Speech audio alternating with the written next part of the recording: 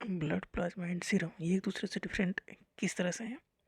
तो ब्लड एक fluid connective tissue है, ब्लड भी एक कनेक्टिव टिश्यू है, स्पेशल कनेक्टिव टिश्यू या फ्लूइड कनेक्टिव टिश्यू। ब्लड में है क्या? फ्लूइड मैट्रिक्स फ्लूइड है, प्लाज्मा है, 55% प्लाज्मा है और आरबीसी डब्ल्यूबीसी प्लेटलेट्स हैं।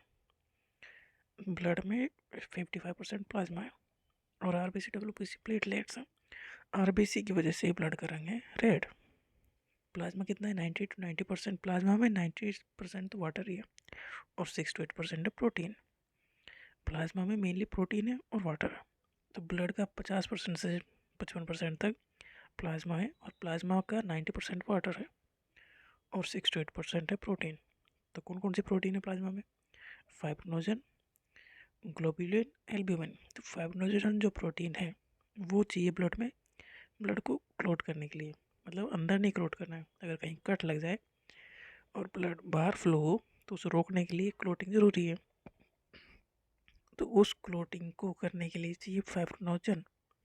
फाइब्रिनोजन प्रोटीन है जो रिक्वायर है क्लोटिंग के लिए, मतलब ब्लड की फ्लो को रोकने के लिए। ग्लोबुलिन इन्वॉल्व है in defence mechanism of the body.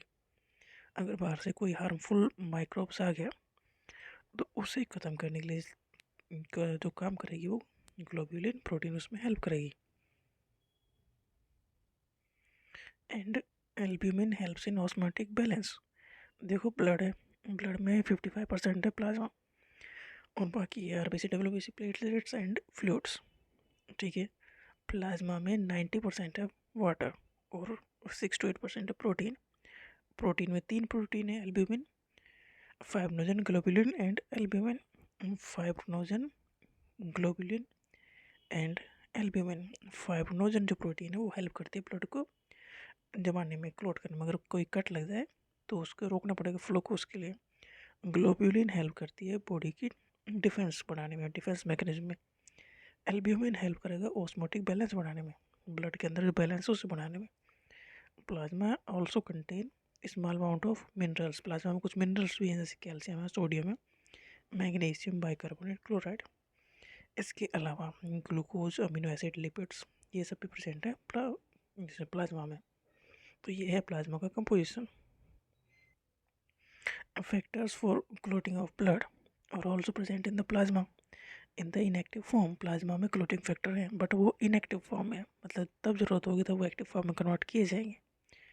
Plasma without the clotting factor, अगर प्लाज्मा से क्लोटिंग फैक्टर को हटा दिया जाए तो प्लाज्मा हो जाएगा सीरम। तो plasma without clotting factor is serum.